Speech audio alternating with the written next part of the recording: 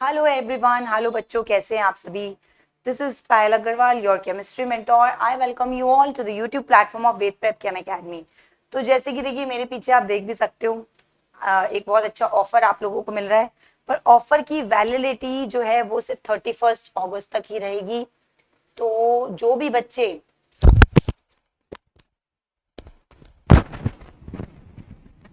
भी students advance study kit, वेद prep chem academy की advance study kit चाहते हैं, स्प्रिंट गोल मैराथन का सेट चाहते हैं, तो एक बहुत अच्छा ऑफर है। ये एक मुझे छोटी सी इन्फॉर्मेशन आप सभी के साथ शेयर करनी थी। बाकी हम शुरू करते हैं आज का हमारा सेशन। क्या रहेगा आज के सेशन में, तो देखिए बेसिक हम अपना फाउंडेशन स्ट्रॉन्ग बना रहे हैं। इस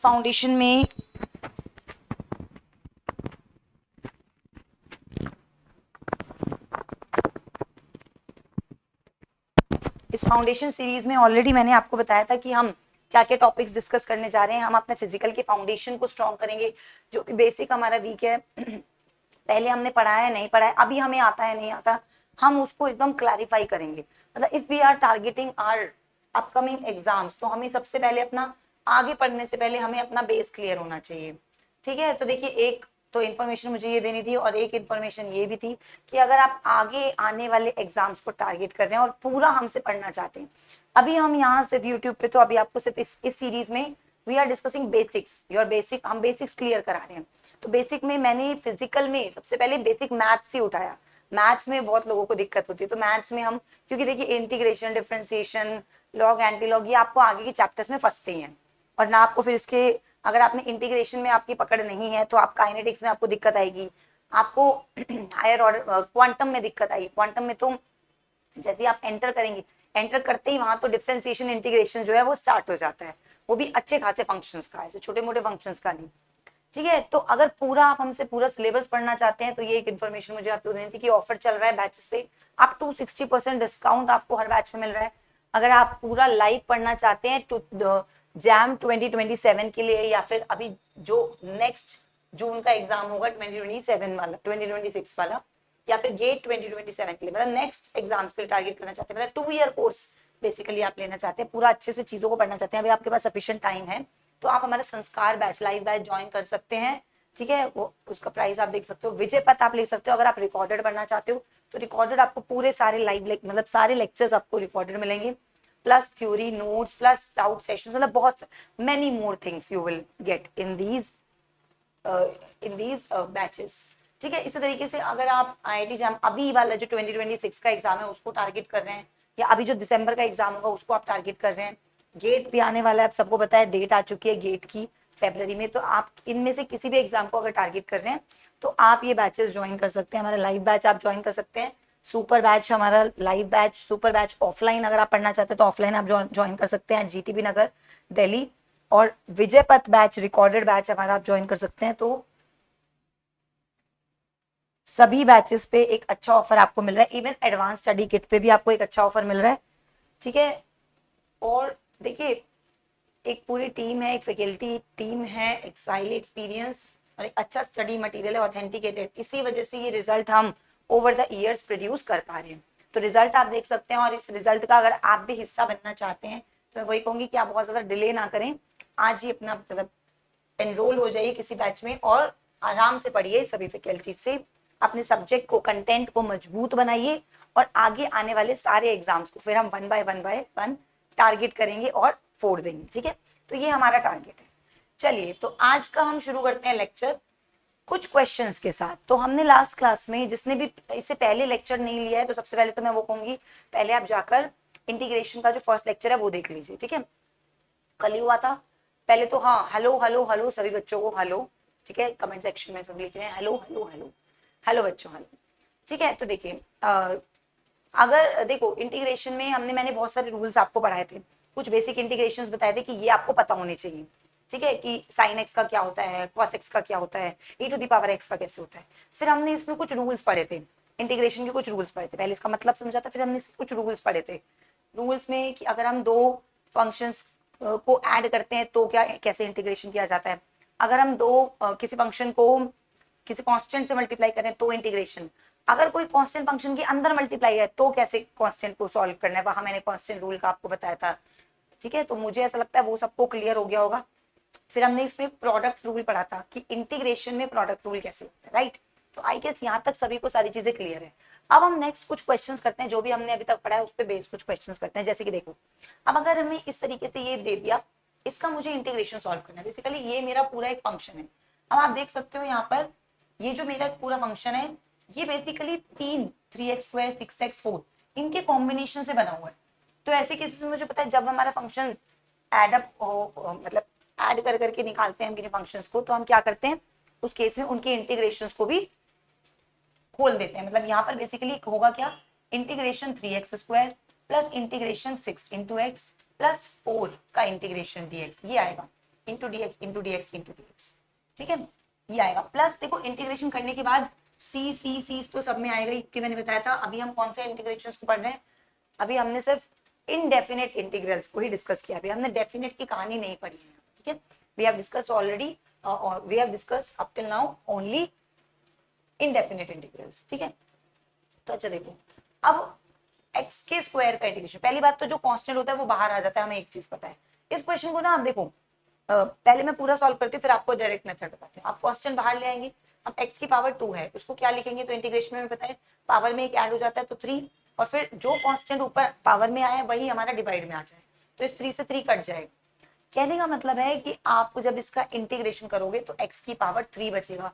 इसका मतलब इस तरीके का ऑप्शन तो सरासर गलत है, एक्स का स्क्वायर ये भी गलत है, या ए और डी तो हमारा ऐसे ही कैंसिल हो गया। अगर अब यहाँ बात करेंगे तो देखो 6 कांस्टेंट है, ये बाहर आएगा, और x का जब स्क्वायर किया जाएगा, मतलब x का इंटीग्रेशन किया जाएगा तो वो आएगा x का स्क्वायर, और ये स्क्वायर 2 जो है ये नीचे डिवाइड में आता है। इंटीग्रेशन में मैंने आपको समझाया था कि जो कांस्टेंट होता है वो नीचे डिवाइड में आता है, ठीक है, समझ में आ रही है ना बात। तो इससे काटेंगे तो 3 आ जाएगा, प्लस x का dx का इंटीग्रेशन 4 तो कांस्टेंट है बाहर आ जाएगा, dx का इंटीग्रेशन x ही होता है। तो यहाँ पर जब आप सॉल्व करेंगे तो ये बनेगा x³ plus 3x² plus 4x plus constant c। तो यानी ये किससे मैच हो रहा है, ऑप्शन नंबर सी। अगर हम इसको करना चाहते तो हम इसको देखो डायरेक्टली भी कर सकते थे। कैसे भाई, सिंपल सी बात है, अगर आपकी पावर 2 है, आपने ये देखा पावर 2 है, तो कहने का मतलब ये है कि x की पावर 2 का मतलब 3 आएगा, और 3 डिवाइड में भी आएगा। तो अगर 3 डिवाइड में आएगा तो ये 3 नहीं आना चाहिए, तो पहले तो वो ऑप्शन उड़ा दो जिसमें ऐसा कुछ कॉन्स्टेंट इसका दिया हुआ है। फिर नेक्स्ट टर्म को चेक करेंगे, भाई x है तो x का स्क्वायर बनेगा और डिवाइड बाय 2, यानी कि x के आगे कांस्टेंट आना चाहिए 3, तो ये खत्म हो गया, ये खत्म हो गया, ये खत्म हो गया, x रहना चाहिए, और x स्क्वायर के आगे का कांस्टेंट आना चाहिए 3। तो यानी डायरेक्टली भी हम इसको यहाँ पर उड़ा सकते थे क्वेश्चन को, ठीक है। तो चलो कोई बात नहीं, हम तो अभी क्या सीख रहे हैं, आपके एग्जाम में ऐसा क्वेश्चन नहीं आएगा। देखो ये तो सिर्फ आपकी प्रैक्टिस है, आप अभी हम क्या कर रहे हैं इसके थ्रू इंटीग्रेशन को समझ रहे हैं। फिर अभी मैं आपको आज लेक्चर के एंड में बहुत सारे ऐसे आपको वो भी कराऊंगी डेरिवेशन जो आप क्वांटम में करेंगे आगे जाके, काइनेटिक्स में, क्वांटम में, जो भी आप इंटीग्रेशंस वगैरह वहां देखोगे उसको मैं यहाँ पर सॉल्व कराऊंगी। बेसिकली किसी इक्वेशन को आप कैसे इंटीग्रेट करते हो, फिजिकल में आपने जो जो इक्वेशंस पढ़ी उनको कैसे निकाला हो, कैसे डिराइव किया, वो मैं बताऊंगी कुछ इक्वेशंस को, तो जिससे आप रिलेट कर पाओगे चीजों को। पहले हम अभी अपनी पकड़ बना रहे हैं इंटीग्रेशन में, ठीक है। क्लियर है, सभी को समझ में आया? यस लिखिए फटाफट से कमेंट सेक्शन में, सभी लोग यस लिखेंगे। चलो अब ये देखिए जरा, अब इसमें क्या है, इसमें मुझे इंटीग्रेशन करना है साइन एक्स का, इंटीग्रेशन 2e⁻x का, प्लस इंटीग्रेशन 4/x का, ठीक है। तो सब में dx साइन एक्स का इंटीग्रेशन क्या होता है, तो हमें पता है देखो माइनस कॉस एक्स होता है, ठीक है। इसका इंटीग्रेशन क्या होगा, तो 2 तो कांस्टेंट है, बाहर निकाल लो, e⁻x बच जाएगा एज इट इज, बस और कुछ इसमें करने की जरूरत नहीं है। अच्छा, अब 1/x का इंटीग्रेशन क्या होता है, ln x, याद कीजिए मैंने आपको बताया था, जैसे d/dx ln x का डिफरेंशिएशन होता है जैसे 1/x, इसी तरीके से अगर 1/x का इंटीग्रेशन लेंगे तो फिर ln x आएगा, 1/x का अगर इंटीग्रेशन ले लेंगे तो ln x आएगा। ये जो log e⁻x है, ये ln x, ये मैंने बताया था आपको, log में जो बेस होता है वो देखना होता है। अगर यहाँ बेस एक्सपोनेंशियल बेस है, तो एक्सपोनेंशियल बेस है तो उसको ln ही लिखा जाता है, it is natural log ln e, ठीक है। तो ये आ जाएगा आपका 4 log e⁻x और प्लस सम कांस्टेंट, तो हमारा आंसर हो गया, यानी इस केस में भी सी आ जाएगा। क्लियर है, क्लियर है। देखो पहला वाला ऑप्शन तो आप वैसे ही काट देते, क्योंकि साइन एक्स का इंटीग्रेशन cos x नहीं आता, माइनस cos x आता है, ठीक है। तो पूरा सॉल्व करके हम इस तरीके से यहाँ पे निकाल सकते हैं, कर लेंगे। बोलिए कुछ क्लैरिटी बन रही है तो आगे बढ़ते हैं। ये सॉल्व करते हैं। जैसे अब देखिए इसमें थोड़ा सा हमें ध्यान देना है, यहाँ पर आपको यहाँ e to the power x का नहीं पूछा, e to the power 3x का पूछा है। इसमें याद करना मैंने कांस्टेंट रूल पढ़ाया था, कुछ कुछ उसका रोल आएगा यहाँ पर कांस्टेंट रूल का।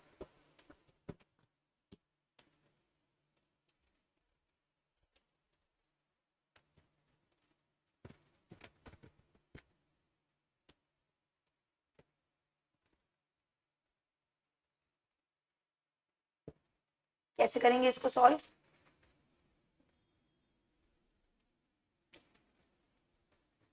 भाई e to the power 3x है तो कैसे सॉल्व करेंगे इसको? e to the power 3x का इंटीग्रेशन, देखो एक्सपोनेंशियल टर्म का इंटीग्रेशन वो ही आ जाता है, लेकिन हमें पता है जो भी हम यहाँ पर अंदर फंक्शन जिस पे डिपेंड कर रहा है 3x पे, उसको हम डिफरेंशिएट करते हैं। यानी अगर मैं 3x को डिफरेंशिएट करूंगी तो मुझे पता है ये कांस्टेंट 3 बाहर आ जाएगा। कांस्टेंट रूल कहता है कि जो भी कांस्टेंट होता है वो बाहर आ जाता है, और इंटीग्रेशन में वो कांस्टेंट आपका डिवाइड होता है, याद रखना। यानी इसको जब हम इंटीग्रेट करके बाहर निकालेंगे तो एक e to the power 3x बचेगा, और जो x का ये कांस्टेंट है 3, ये अब इसके डिवाइड में आएगा, तो आपका फाइनल आंसर आ जाएगा ये e to the power 3x by 3 plus c। Clear है? तो आपका आंसर हो गया इस केस में भी c। ठीक है, चलिए अब इसका करते हैं हम सॉल्व। इसको कैसे सॉल्व करेंगे? इसमें थोड़ा सा हमें दिमाग लगाना है, यहाँ आपसे गलतियां भी बहुत हो सकती हैं, यहाँ पक्का गलतियां भी बहुत करोगे। देखो इसका करेक्ट आंसर क्या होगा, फटाफट से मुझे कमेंट सेक्शन में आंसर दीजिए सभी, खुद से ट्राई कीजिए, ABCD बताइए, फटाफट से कमेंट सेक्शन में आंसर दीजिए क्या इसका आंसर होना चाहिए।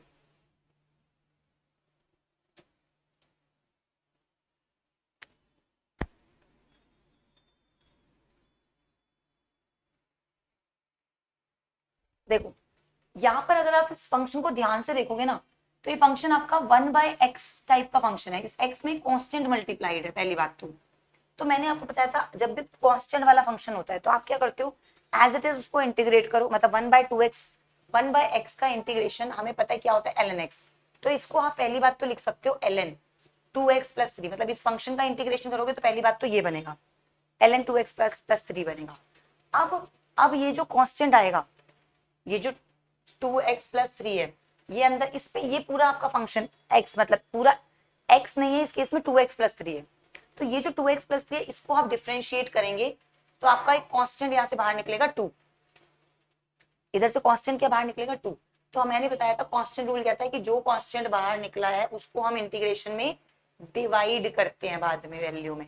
इसका मतलब अगर आप इस टर्म का यहाँ पर इंटीग्रेशन करते हैं, इस टर्म का आप इंटीग्रेशन करते हैं तो क्या आएगा, ये आएगा प्लस में इंटीग्रेशन कांस्टेंट 3, यानी कि आपका आंसर हो जाएगा बी। ये कितने लोगों को समझ में आया? क्लियर है सभी को? ये कितने लोगों को समझ में आया? इसमें हमने 1/2x + 3 को एज अ x, पूरा x कंसिडर किया, तो 1/x का इंटीग्रेशन ln x होगा।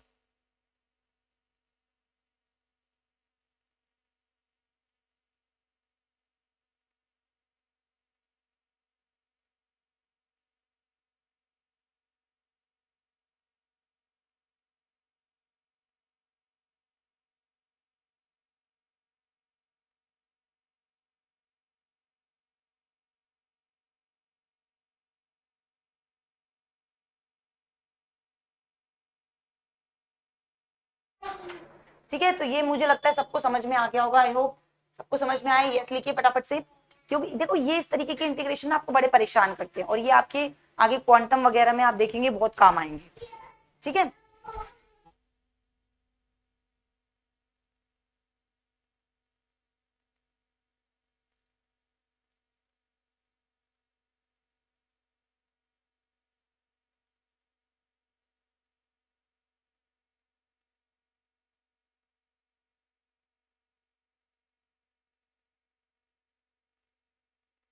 ये करेंगे, ये भी सिंपल है।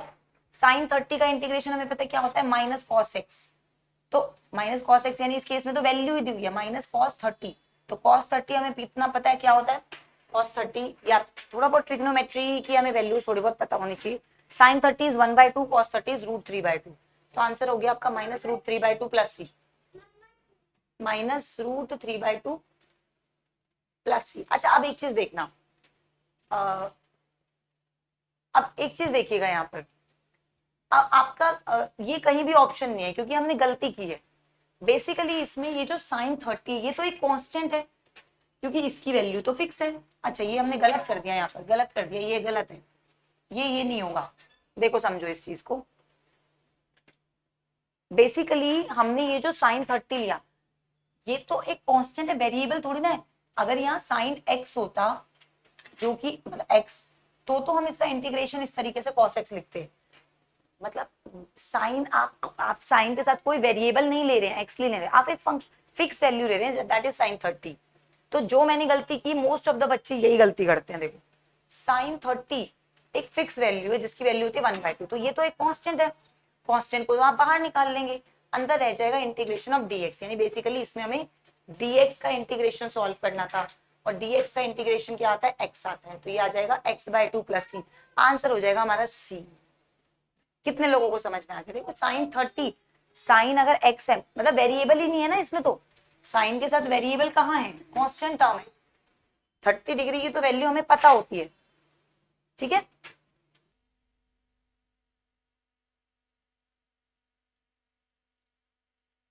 तो आई गेस सबको वो समझ में आ गया होगा क्वेश्चन। तो अगर समझ में आ गया तो आप इसको ट्राई कीजिए, फटाफट से इस क्वेश्चन का आंसर मुझे बताइए कमेंट सेक्शन में।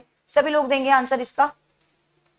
देखो इतनी प्रैक्टिस कर लेनी है कि अब हमारी जैसे कहते हैं ना एकदम अंदर तक चली जाए वो चीज। जब हम क्वेश्चन करें तो हमें फिजिकल मतलब, क्योंकि अब फिजिकल में जब आप क्वांटम वगैरह सॉल्व करोगे तो क्वांटम में दिक्कत क्यों आती है, क्योंकि आप जैसे ही थोड़ा सा एक्सप्रेशन वहां बड़ा होने लगता है, इंटीग्रेशन डिफरेंशिएशन एक दो आ जाते हैं, आप वहां बिल्कुल खत्म हो जाते हैं, ठीक है ना। आपको लगता है अब नहीं होगा हमसे। तो अगर आप इंटीग्रेशन डिफरेंशिएशन में बहुत कंफर्टेबल हो जाओगे तो आपको वो चीजें मुश्किल लगेंगी ही नहीं, आपको क्वांटम भी आसान लगेगी। फिर क्वांटम आधे से ज्यादा बच्चों को मुश्किल क्यों लगती है, मैथ्स की वजह से, बस और कुछ नहीं है, ठीक है, और कुछ नहीं है उसमें। तो अपनी मैथ्स ही क्यों ना स्ट्रॉन्ग कर लें जब हमें एक इतने हैवी टॉपिक, अच्छा वेटेज वाला टॉपिक अगर हम करना चाहते हैं। प्लस खाली क्वांटम नहीं, ये तो आपको हर जगह काम आएगी, ठीक है। केमिस्ट्री में और भी टॉपिक्स है जिसमें आपको ये इंटीग्रेशन डिफरेंशिएशन के बेसिक रूल्स आपको काम आएंगे, ठीक है। तो हमें बिल्कुल एकदम इसमें अपने आप को एकदम कहते हैं ना मांझ लेना है, ठीक है। चलो तो जैसे इसका आंसर दीजिए मुझे। इसमें भी देखो दो, ये तीन फंक्शंस क्या है प्लस में, ये कुछ कुछ वैसे ही है जैसे हमने पहले किया था, बस इसमें डिफरेंस क्या है, देखो इसमें डिफरेंस क्या है। इसमें आप यहाँ ध्यान दे सकते हो कि इंटीग्रेशन पे आपकी लिमिट्स लगाई हुई है 0 से लेकर 2, कुछ देख पा रहे हो। अब ये जो 0 2 ये क्या है, ये लिखा है, ये क्या है, इसको समझते हैं पहले। तो देखो मैंने आपको बताया था कि अभी तक हमने सिर्फ पढ़े हैं इनडेफिनिट इंटीग्रल्स। अब मैं आपको बताऊंगी डेफिनिट इंटीग्रल्स के बारे में। डेफिनिट इंटीग्रल्स क्या होते हैं, डेफिनेट इंटीग्रल्स क्या होते हैं, ठीक है। अब हम बात करेंगे डेफिनेट इंटीग्रल्स की। यहाँ पर देखिए, तो मैंने आपको बताया था कि अगर आपका कोई भी एक फंक्शन है, इस तरीके से मान लो ये कोई फंक्शन है, तो अगर आप इस फंक्शन को इसके रिस्पेक्ट में जैसे चेंज हो रहा है, तो हम कहते हैं अगर आप आर्बिट्ररी ले रहे हो, बस आप बस ये देख रहे हो कि इंटीग्रेट एफ को आपने किया dx के अराउंड, बस। तो हमने कहा कि हमें पता ही नहीं कि हमें कहाँ से कहाँ तक करना है। हमने मान लिया चलो हम इस स्ट्रिप के अराउंड इंटीग्रेट कर रहे हैं, तो हम बस उसका इंटीग्रेशन देख लेते हैं क्या आता है, प्लस कुछ कांस्टेंट लगा देते हैं सी। आपका सी कांस्टेंट कुछ भी हो सकता है as according to the condition. पर अगर हम स्पेसिफाई कर दें, कि हम इंटीग्रेशन यहां से लेकर यहां तक का ले रहे हैं,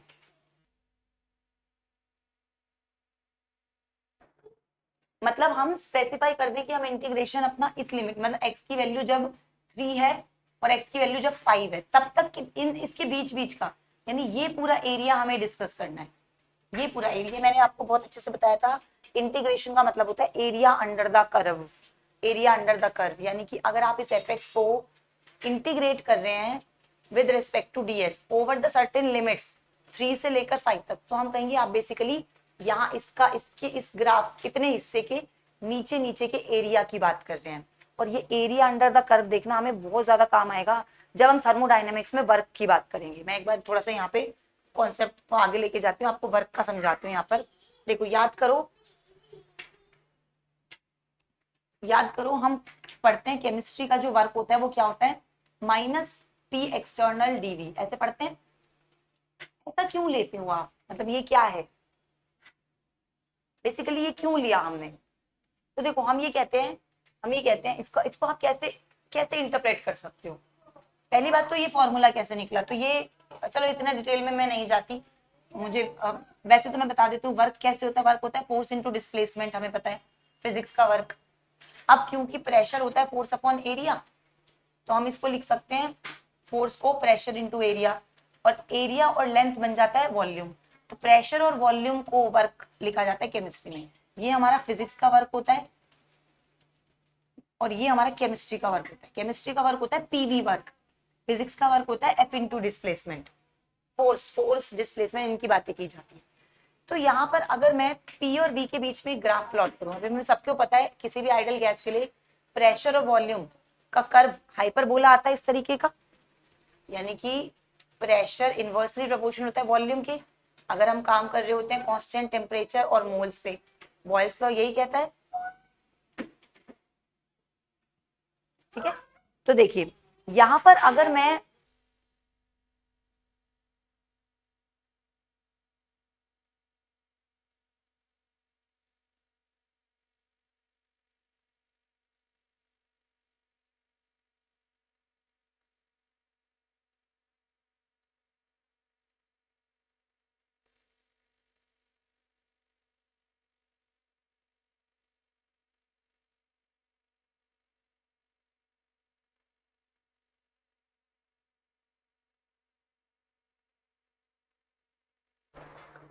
तो देखो यहाँ पर हमने ये जो प्रेशर इनटू वॉल्यूम लिखा है, तो एक्चुअल में हम क्या निकालते हैं, हम ये इंटीग्रेशन का मतलब यहाँ पर ये होता है कि आप वॉल्यूम मान लो V1 से लेकर इस वॉल्यूम से अगर इस वॉल्यूम तक आप गए, मतलब आपने एक्सपेंशन किया इस वॉल्यूम से V1 से लेकर V2 तक आप गए, तो बेसिकली वर्क कैसे निकालोगे आप, तो पूरा फंक्शन जैसे जैसे अपना चेंज होता गया इस पूरे में, हर फंक्शन जैसे जैसे चेंज हुआ उसके कॉरेस्पॉन्डिंग आपने x की वैल्यू v की वैल्यू ली ऐसे ऐसे, और सबको आप क्या करते चले गए, जोड़ते चले गए, क्योंकि इंटीग्रेशन का मतलब क्या होता है, एडिशन होता है। इसका मतलब आपने क्या किया, p इंटू डी को इंटीग्रेट करते चले गए आप। और इसमें भी अगर आपने लिमिट्स लगा दी, इसमें भी आपने अगर लिमिट्स लगा दी, तो हम कहते हैं टोटल लिमिट्स लगाने का मतलब है, अगर मान लो आपने इसको इंटीग्रेट कर लिया। अब देखो यहीं पर एक चीज समझना, जब आप इसको इंटीग्रेट करते हैं तो यहाँ पर भी आपके दो केसेस होते हैं। अब आप जब आप थर्मो पढ़ोगे तब आप देखोगे दो तरीके की रिएक्शंस होती हैं, रिवर्सिबल और हमारी इरिवर्सिबल। तो हम कहते हैं इरिवर्सिबल में तो आपका जो प्रेशर है वो कांस्टेंट ही रहता है, पी एक्सटर्नल, मतलब वो फिक्स रहेगा। जबकि रिवर्सिबल रिएक्शन आपकी ऐसी होगी जो हर स्टेज पे, मतलब जिसमें अगर आप पिस्टन ऐसे ऐसे कंप्रेशन करते चल रहे हो या एक्सपेंशन करते चल रहे हो, कुछ भी कर रहे हो, तो आपकी पिस्टन हर प्रेशर पे रुक रही है, यानी कि यहाँ पर जो पी एक्सटर्नल होता है वो पी इंटरनल ही है। ऐसे जब आप देखें पढ़ेंगे तब आप देखेंगे, और अंदर क्योंकि आइडियल गैस है तो इसलिए आ जाता है एनआरटी बाय बी। तो यहाँ पर जो आप वर्क निकालते हो, स्मॉल वर्क डन, वो आप इंटीग्रेट करके निकालते हो ऐसे माइनस पी डीवी, और इस प्रेशर की जगह पर रख देते हैं एनआरटी बाय वी। तो देखो अब यहाँ क्या हुआ, अब यहाँ पर आपको एक फंक्शन मिल गया v, जिसको आप इंटीग्रेट करोगे विद रिस्पेक्ट टू डीवी। यहाँ आपको एक फंक्शन मिल गया, एनआरटी एक कांस्टेंट है, उसको आपने बाहर निकाल दिया, कांस्टेंट इंटीग्रेशन से बाहर आ जाता है, अंदर क्या बच गया v, और मुझे पता है 1/v यानी कि 1/x हो गया एक तरीके से, और 1/, अभी हम पढ़ कर आए हैं इंटीग्रेशन ऑफ 1/x dx क्या होता है, ln x होता है। तो यहाँ पर इसका जब आप इंटीग्रेशन सॉल्व करोगे तो ये आपका आएगा माइनस एनआरटी ln v, जिसमें आप लिमिट्स लगा सकते हो कि आपने कहां से कहां तक आपको वर्क निकालना है, मतलब किस वॉल्यूम से लेकर किस वॉल्यूम तक आपने उसको एक्सपैंड किया या कॉन्ट्रैक्ट किया, कुछ भी चेंज किया, मतलब V1 से लेकर V2, तो आपका आ जाता है ये माइनस एनआरटी ln, पहले फाइनल लिमिट रखेंगे V2, ठीक है, फिर माइनस ln V1, और ln में जब भी ऐसे माइनस आ जाता है तो ये चीजें डिवाइड में आ जाती है, यानी ln V2 by V1, तो इसीलिए वर्क का फॉर्मूला आपका ये बनता है। और इसको भी अगर मैं फर्दर लिखूं तो आप लिखते हो ना माइनस एनआरटी को आप लिख लेते हो 2.303 एनआरटी, मतलब आप यहाँ पर क्या करते हो, लॉग ले लेते हो। अब ये मैंने बताया था लॉग और नेचुरल लॉग वाली क्लास में कि ln बेसिकली क्या होता है 2.303 इंटू लॉग ही होता है, इसलिए आपका जो वर्क आता है, मतलब ये जो डीवी है दोनों साइड पर इंटीग्रेट करके निकालते हैं हम, डीवी डीडब्ल्यू का इंटीग्रेशन आप कर रहे हो, देखो डीडब्ल्यू का इंटीग्रेशन, स्मॉल वर्क डन को आपने डन को आप बेसिकली इंटीग्रेट कर करके टोटल वर्क निकाल रहे हैं, टोटल वर्क जीरो से लेकर डब्ल्यू तक हम लिख सकते हैं। तो dx का इंटीग्रेशन x ही आता है, तो इसलिए यहाँ पर भी w आएगा। तो टोटल वर्क डन का फॉर्मूला हमारा इसलिए ये बनता है। बट ये सिर्फ किसके लिए वैलिड है? ये एक रिवर्सिबल प्रोसेस के लिए वैलिड है। इरिवर्सिबल के लिए चीजें बदल जाती हैं। क्यों? देखो अभी बता, ये एक रिवर्सिबल प्रोसेस के लिए जिसमें आपने कहा आपका हर पॉइंट पर रिएक्शन रुकती हुई जाएगी, पिस्टन रुकती हुई जाएगी। तो आप कहते हैं इसका मतलब जितना प्रेशर आपका बाहर लग रहा है उतना ही अंदर लग रहा है, इसलिए पिस्टन रुक जाती है। ठीक है, इसीलिए आप यहाँ पर प्रेशर को nRT/V रखते हो और इसलिए आप इंटीग्रेट करके ये वर्क का फॉर्मूला यहाँ पर निकाल पाते हो। लेकिन अगर यही काम आप इरिवर्सिबल रिएक्शन के लिए कर रहे होते, यही काम आप अगर इरिवर्सिबल रिएक्शन के लिए कर रहे होते, तो इरिवर्सिबल में क्या होता है? P, इरिवर्सिबल रिएक्शन में अब dW हम लगाते हैं माइनस PdV, और P यहाँ पर फिक्स हो जाता है कि वो P एक्सटर्नल के बराबर हमें लेना है, वो चेंज नहीं हो रहा होता। तो अगर ये कॉस्ट, इस केस में P वेरिएबल नहीं है, फर्क यहाँ है। देखो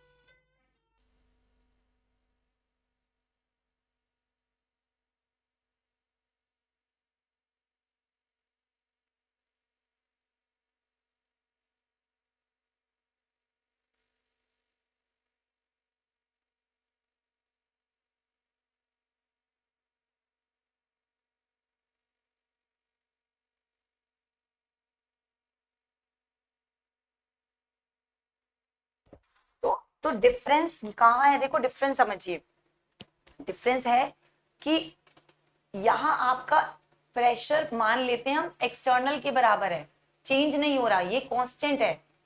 और क्योंकि अगर ये कांस्टेंट है तो ये इंटीग्रेशन से बाहर आ जाएगा, क्योंकि कांस्टेंट मैंने बताया था इंटीग्रेशन से बाहर आ जाता है। तो यहाँ आपका सिर्फ रह जाता है डीवी, और मतलब एक तरीके से इंटीग्रेशन डीएक्स जैसे हमने पढ़ा था।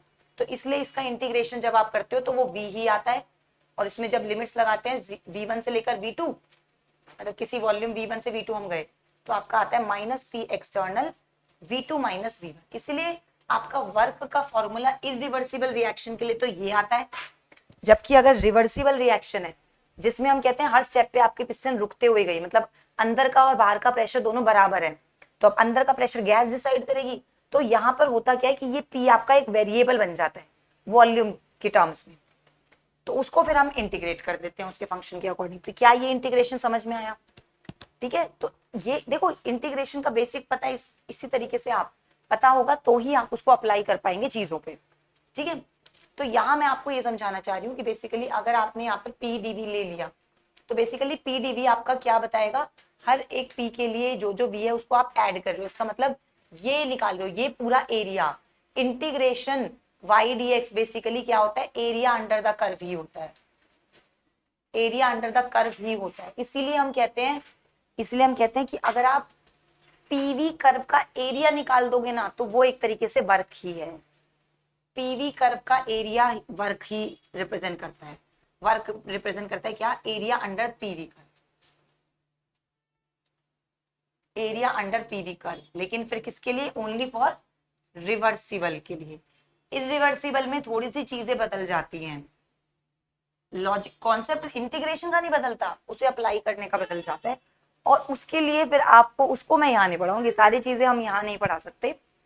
डिटेल में पढ़ना चाहते हैं ऐसे ही मजेदार कॉन्सेप्ट एकदम बढ़िया बढ़िया, जो आपके एकदम दिमाग को मतलब शार्प, मतलब जैसे एक्चुअल में इन डेप्थ नॉलेज जिसे कहते हैं कि एक्चुअल में चीज है क्या वो बताए, तो फिर आपको बैच कोई ज्वाइन करके प्रॉपर ही पढ़ना पड़ेगा।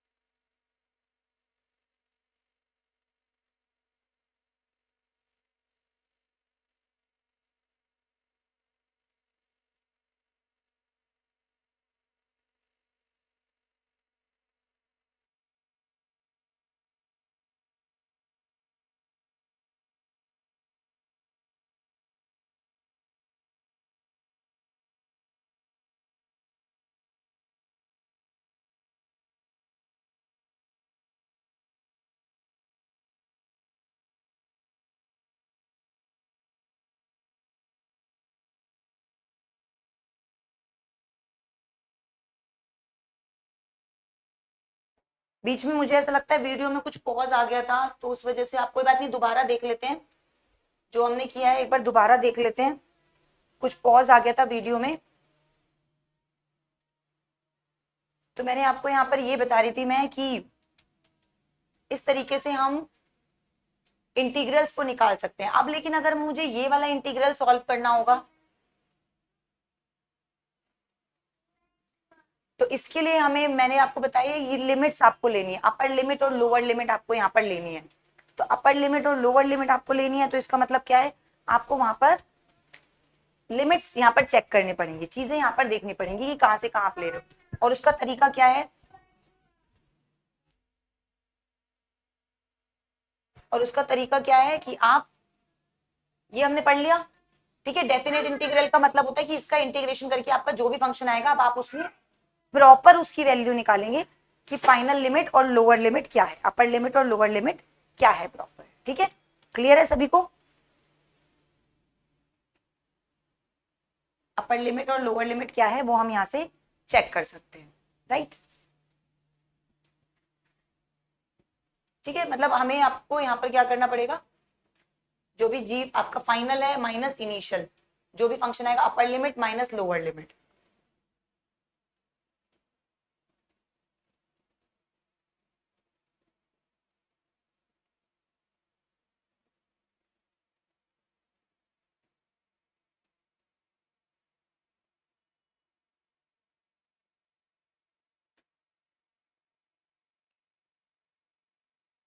ठीक है, तो मैंने आपको, मैं यही समझा रही थी कि कहाँ कहाँ ये जो कॉन्सेप्ट है हमारा एरिया वाला कॉन्सेप्ट है, ये कहाँ कहाँ आपका काम आएगा। बहुत जगह पर काम आएगा। ये जो इंटीग्रेशन हम इस तरीके से देख रहे हैं, ये इंटीग्रेशन वाला कॉन्सेप्ट आपका बहुत जगह पर काम आएगा।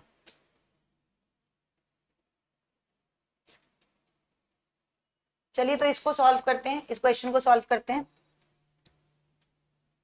देखो, पूरा अच्छे से बढ़िया तरीके से तबीयत से अगर चीजों को पढ़ना चाहते हो तो उसका तरीका यही है कि आप बिना देरी किए फटाफट से कोर्स ज्वाइन कर लो, जो भी आपको बेस्ट सूटेबल हो। टोल फ्री नंबर आपके सामने है, ऑफर आपके सामने है, ठीक है। सभी teachers highly experience, highly well qualified teachers हैं, ठीक है। सभी को पता है, Ved sir more than 14 to 15 year experience in this field only, JAM के फील्ड में। तो जैम में इतना एक्सपीरियंस है, इसी वजह से ये रिजल्ट प्रोड्यूस हो रहे हैं ओवर द ईयर्स। आप देख सकते हो गेट में ओवर द ईयर्स 2020 हो गए, 23, 24, 25 सब में रैंक 1, ठीक है। नेट में सब में रैंक 1। नेट जैम की बात तो क्या ही करें, जैम में तो आप सबको ही पता है, टॉप आईआईटीज में, टॉप 100 में मोर देन 80, मतलब 70 to 80 सीट्स यहीं से ही होती है, 70 to 80 स्टूडेंट्स यहीं के ही होते हैं, ठीक है। तो ये क्यों है, क्योंकि एक अच्छा कंटेंट, एक टीम है, एक पूरी स्ट्रैटेजी है जो काम कर रही है, ठीक है। एक लेवल ऑफ कंटेंट है, हर चीज को बेसिक से शुरुआत करके, जीरो से बिल्कुल शुरुआत करके अपर लेवल तक ले जाया जाता है। जैसे मैंने इसमें आपको समझाया कि किस तरीके से आपका ये जो कॉन्सेप्ट है इंटीग्रेशन पीडीवी, मतलब एरिया अंडर द कर्व का कॉन्सेप्ट कैसे काम करता है, ये आई गेस सबको समझ में आ गया होगा कि एरिया कैसे काम करता है। एरिया, किसी भी ग्राफ का एरिया क्या रिप्रेजेंट करता है, इंटीग्रेशन बाई डीएक्स उसका एरिया होता है। और ये कॉन्सेप्ट हमें बहुत जगह पर काम आएगा। ये देखो, जैसे एक मैक्सवेल की इक्वेशन हम पढ़ते हैं, उसमें काम आएगा। देखो, एक मैक्सवेल की इक्वेशन हम पढ़ते हैं, उसमें काम आएगा। मैक्सवेल की इक्वेशन में ऐसी इक्वेशन होती है, तो अगर मैं इसका इंटीग्रेशन लेती हूँ with respect to d u, integration, ये मेरा पूरा वाई फंक्शन है, इंटीग्रेशन बाई डीएक्स, वहां हम ऐसे लेते हैं, तो इसमें देखो डी यू से डी यू कट के ये आ जाएगा, dn का इंटीग्रेशन आप करोगे तो n आएगा, n कांस्टेंट है, ये बन जाएगा 1। इसका मतलब आपका यहाँ पर इसका इंटीग्रेशन हमेशा 1 रहना चाहिए। कहने का मतलब है, अगर आप इसका, इस फंक्शन का ग्राफ बनाओगे, 1/n dn/du का u के रेस्पेक्ट में ग्राफ बनाते हैं, तो जब इसका ग्राफ बनाते हैं तो देखो ऐसा ग्राफ होता है। इसका मतलब इस ग्राफ का जो एरिया है, मेरा कहने का मतलब है उसकी वैल्यू फिक्स रहनी चाहिए, दैट इज 1। इसलिए हम कहते हैं कि जब हम टेम्परेचर बढ़ाते हैं तो ये ग्राफ आगे शिफ्ट हो जाता है। आगे शिफ्ट होने की वजह से जब ये लंबा करोगे ग्राफ को, तो फिर इसकी हाइट को हमें कम करना पड़ेगा। ग्राफ को अगर आगे बढ़ाना है तो फिर इसकी हाइट को कम करना पड़ेगा, ताकि एरिया वही का वही रहे, ठीक है। एरिया को मेंटेन रखना है, क्योंकि integration y d x fix है 1, वो उसकी वैल्यू 1 आ रही है, और area integration y d x ही रिप्रेजेंट करता है। क्लियर है सभी को? ठीक है, तो आई गेस ये सबको समझ में आ गया है। तो यहीं से मुझे आपको डेफिनेट इंटीग्रल का मतलब समझाना था। डेफिनेट इंटीग्रल का बेसिकली मतलब होता है कि अगर आप लोअर लिमिट अपर लिमिट रख रहे हो, तो उसमें आपका फंक्शन अब कन्फाइंड है। आपने फिक्स कर दिया कि आप यहां से लेकर यहां तक की वैल्यू देख रहे हो, इसके इधर इधर नहीं जा रहे हो। तो अब आपके इंटीग्रेशन के बाद जो कांस्टेंट हम c लिखते थे, इसमें वो c नहीं आएगा, इसमें हम फिक्स वैल्यू बताएंगे कि आपका fx इंटीग्रेट होकर gx अगर आ रहा है तो gx में 3 और 5 वैल्यू जब सब्स्टिट्यूट करेंगे तो क्या क्या आपके आंसर्स आएंगे। क्लियर है? क्लियर है? इस तरीके से हम यहाँ पर ये देख सकते हैं। देखिए जरा यहाँ पर, जैसे इसमें एग्जाम्पल के थ्रू ही समझ में आएगा, एग्जाम्पल से ही बेस्ट समझ में आएगा। एग्जाम्पल ले लेते हैं। तो अगर मैं इसका इंटीग्रेशन करती हूँ, क्या बनेगा इसका इंटीग्रेशन? इसका इंटीग्रेशन बनेगा integration 6x² plus integration 4x plus integration 3 into D x into D x into D x. इसका इंटीग्रेशन क्या बनेगा? 6 मैंने कॉमन निकाल लिया। x² का इंटीग्रेशन क्या बनेगा? x का क्यूब डिवाइड बाय 3। अब इन सब में आपको लिमिट्स लगानी है लास्ट में, क्योंकि 0 से लेकर 2 तक जा रहा है हमारा फंक्शन। यहाँ आपका 4 है, x का इंटीग्रेशन क्या बनेगा? x का स्क्वायर बाय 2। इसमें भी लिमिट्स लगा देंगे 0 से लेकर 2 तक, प्लस 3 dx का इंटीग्रेशन x बनेगा, इसमें भी लिमिट्स लगा देंगे 0 से लेकर 2 तक। तो ये क्या बन गया आपका 2x क्यूब, लिमिट्स 0 से लेकर 2। ये आपका बन गया, ये आपका क्या बन गया? 2 से कट जाएगा तो ये बन जाएगा आपका 2 एक्स स्क्वायर फंक्शन है और उसमें लिमिट्स लगानी है 0 से लेकर 2, प्लस यहाँ 3 एक्स एक फंक्शन है जिसमें लिमिट्स लगानी है 0 से लेकर 2। ठीक है, तो यहाँ पर आ जाएगा 2 एक्स क्यूब, यानी अब x की जगह पर क्या वैल्यू सब्स्टिट्यूट करेंगे हम? अपर लिमिट यानी कि 2। तो 2 का क्यूब माइनस 0 का क्यूब प्लस 2। अपर लिमिट क्या है? 2, तो 2 का स्क्वायर माइनस 0 का स्क्वायर। इस तरीके से काम करेंगे। x की जगह पर ये लिमिट सब्स्टिट्यूट करेंगे, प्लस 3 x की जगह पर 2 माइनस 0। तो क्या बनेगा आपका? देखो ओवरऑल वैल्यू क्या बनेगी, मैं यहाँ लिख देती हूँ। ये बन जाएगा आपका 2 का क्यूब 8, 8 इंटू 2 16 प्लस 2 इंटू 2 का स्क्वायर यानी कि 8 बन जाएगा, प्लस 0 तो 0 ही हो गया, 3 इंटू 2 6। तो ये आपका फाइनल आंसर बनेगा यहाँ से। ठीक है, यानी कि आप देख सकते हो आपका फाइनल आंसर क्या बनेगा? 22 30 30 will be your correct answer. क्या बात है, सी आ रहे आंसर सारे। चलिए, तो मुझे लगता है ये इंटीग्रेशन में लिमिट्स वाला कॉन्सेप्ट सबको समझ में आ गया होगा। तो ऐसे ही सभी इसको सॉल्व करेंगे एक बार जरा।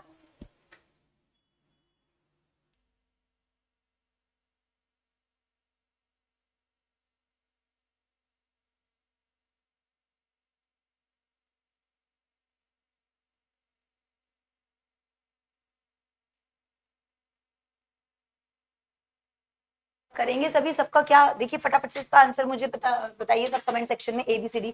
अभी तक सबको समझ में आया यहाँ तक? तो यस लिखिए। केमिस्ट्री में इसका कैसे एप्लीकेशन हम करते हैं वो भी हम देख रहे हैं साथ साथ।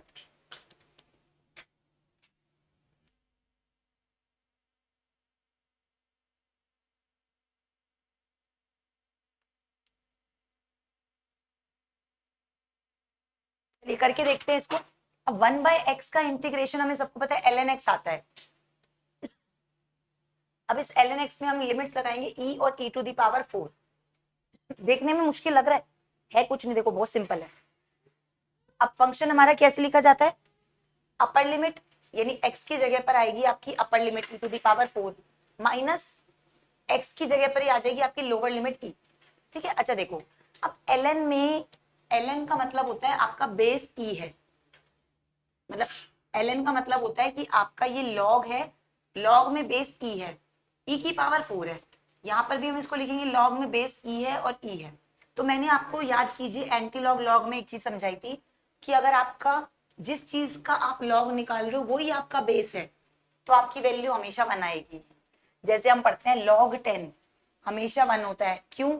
क्योंकि इसमें बेस भी 10 होता है, बताया था क्यों? क्योंकि बेसिकली यहाँ पर कॉन्सेप्ट क्या होता है कि अगर ऐसे आपने लिखा है तो जो भी बेस होता है, बेस की पावर में ये वैल्यू जब आप रेज करते हो तो ये आता है, तो इसमें क्या पावर लगाऊं कि यही आ जाए? तो 1 लगाना पड़ेगा। ये मैंने बताया था आपको लॉग में। तो यहाँ पर आप कह सकते हो देखो e टू दी पावर 4 है, पहले इस 4 पावर को बाहर निकाल लो, लॉग में ऐसे पावर आगे आ जाती, अब बच जाएगा लॉग e की पावर e, तो ये हो जाएगा 1 minus log e to the base e, ये भी 1 होगा। तो यहाँ पर सिंपली हमारा आंसर क्या आ गया? 4 - 1 यानी कि 3। आंसर हो गया हमारा 3। अच्छा, अब बी हो गया आंसर, अभी तक तो सी आ रहे थे। आई गेस ये क्वेश्चन सबको क्लियर हो गया होगा, इसमें लॉग का कॉन्सेप्ट भी लगा है। कितने लोगों को समझ में आ गया? हैंड रेज कर दो फटाफट से। Yes ma'am. चलिए, अगर समझ में आ गया तो इसको करते हैं जरा, यहाँ पर फटाफट से इसको करेंगे ट्राई। इसमें आपको कॉस थीटा का इंटीग्रेशन दे दिया। देखो अब कॉस थीटा का इंटीग्रेशन क्या होता है, साइन थीटा। थीटा थीटा हमारा फंक्शन है इस केस में, यहाँ पर एक तरीके से आपका थीटा है।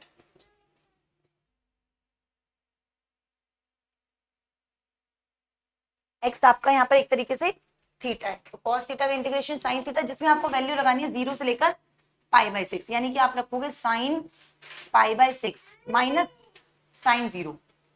साइन 0 कितना होता है, 0 ही होता है। ये आपका आ जाएगा साइन π/6, और साइन π/6 कितना होता है, पाई। पाई की मतलब किस तरीके से निकालते हैं π/6, ये हमारा साइन 60 डिग्री आएगा। साइन π/6 मतलब पूरा, इसको अगर हम रेडियन में कन्वर्ट करते हैं तो 360/6 ऐसे लिखते हैं ना, तो साइन 60, और साइन 60 की वैल्यू कितनी होती है, √3/2। ये थोड़ा बहुत sign ten cos theta in सब की वैल्यू आपको पता होनी चाहिए। ये भी बेसिक मैथ्स में आपको कवर करना पड़ेगा, क्योंकि क्योंकि भाई ये इस तरीके के क्वेश्चन आपके नेट गेट में पूछ लेता है।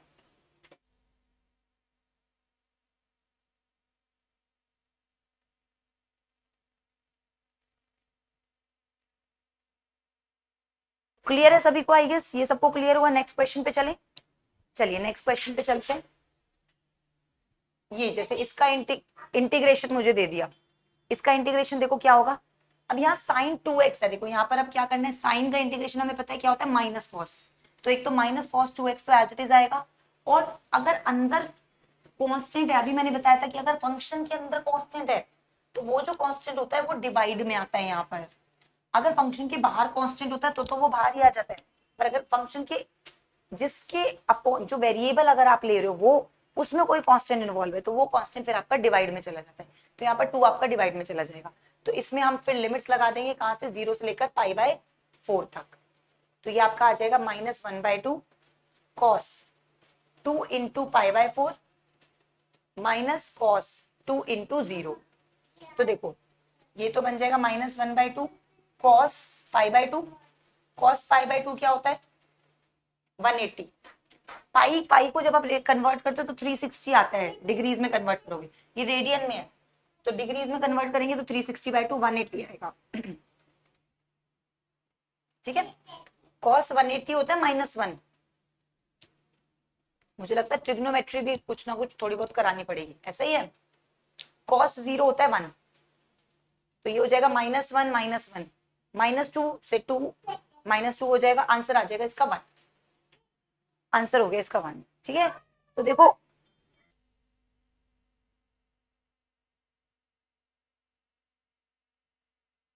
देख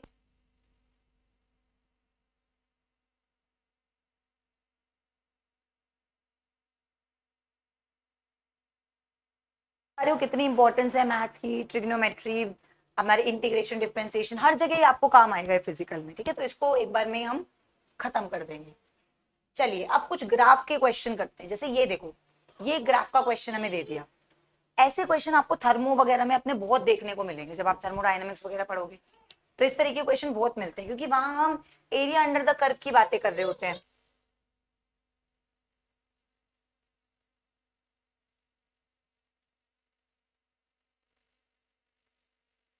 तो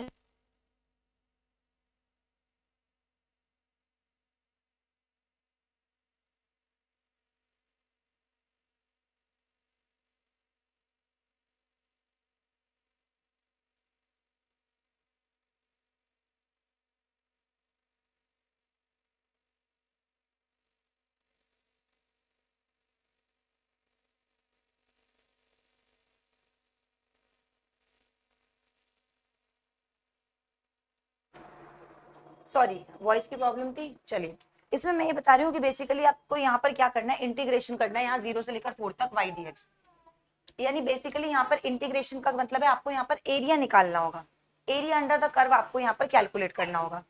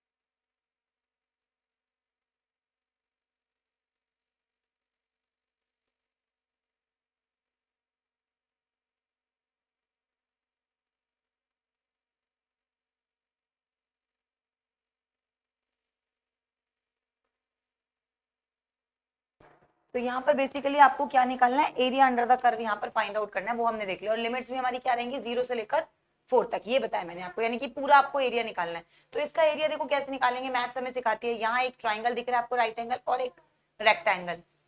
ट्राइंगल का एरिया यानी कि टोटल बेसिकली इसका एरिया क्या हो जाएगा, तो इसका एरिया होगा एरिया ऑफ ट्राइंगल और एरिया ऑफ आपका रेक्टेंगल।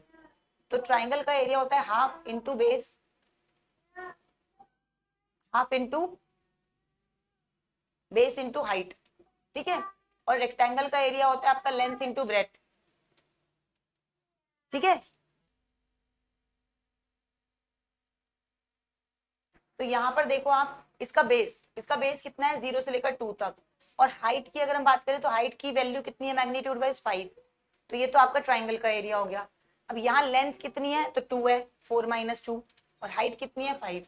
तो इस तरीके से आप निकाल सकते हो, यहाँ 10 और यहाँ 5, टोटल आ जाएगा एरिया आपका 15।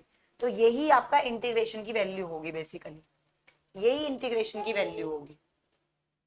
सेम ऐसे ही हम ये क्वेश्चन भी कर सकते हैं। देखो अब इसमें क्या है आपका, इसमें आपके फिगर्स में एक चीज देखना, एक तो ये दिया हुआ है आपको एरिया, ये एक रेक्टेंगल है, ये एक ट्राइंगल है, और ये एक ट्राइंगल है।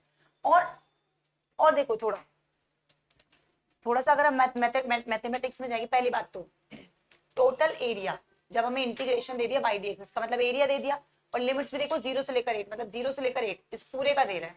तो क्योंकि हमारा फंक्शन ऐसे वेरी कर रहा है, तो हम ये पूरा एरिया लेंगे। अब इसमें आप देखना, ये एरिया नेगेटिव आएगा और ये पॉजिटिव, और दोनों की मैग्नीट्यूड ना लगभग सेम, दोनों का सेम आएगा बिल्कुल।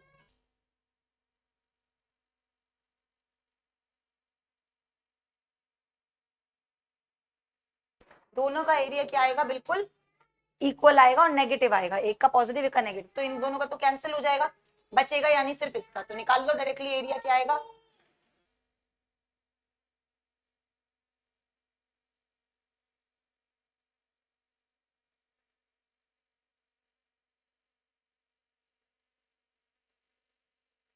तो इसका एरिया आपका क्या बनेगा, रेक्टेंगल का एरिया होता है लेंथ इंटू ब्रेथ।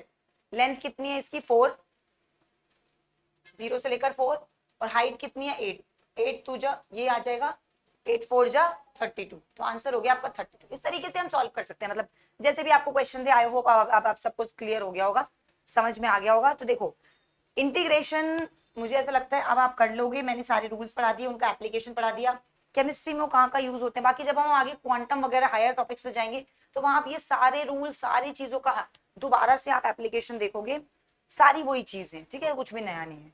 तो आई होप ये सबको क्लियर हो गया होगा। तो आज की क्लास हम यहीं पर खत्म करते हैं। नेक्स्ट लेक्चर में फिर हम बात करेंगे नए टॉपिक की, हमारे नए बेसिक टॉपिक की, मोल कॉन्सेप्ट की। चलिए तो बच्चों मिलते हैं नेक्स्ट क्लास में, bye bye everyone. I hope ये सबको क्लियर हो गया होगा। मिलते हैं नेक्स्ट सेशन में, जुड़े रहिए, चैनल से जुड़े रहने के लिए सब्सक्राइब कीजिए, बेल आइकन प्रेस कर लीजिए। वीडियो मतलब अच्छे लग रहे हो सेशंस और चाहते हो इस तरीके के सेशन कंटिन्यू रहे आपके फाउंडेशन को मजबूत बनाने के लिए, तो आप वीडियो को लाइक करें, वीडियो को हाइक करें, एक हाइप का भी ऑप्शन आता है, आप वीडियो को हाइप भी कर सकते हैं, अपने फ्रेंड्स में शेयर कीजिए। तो चलिए मिलते हैं नेक्स्ट सेशन में।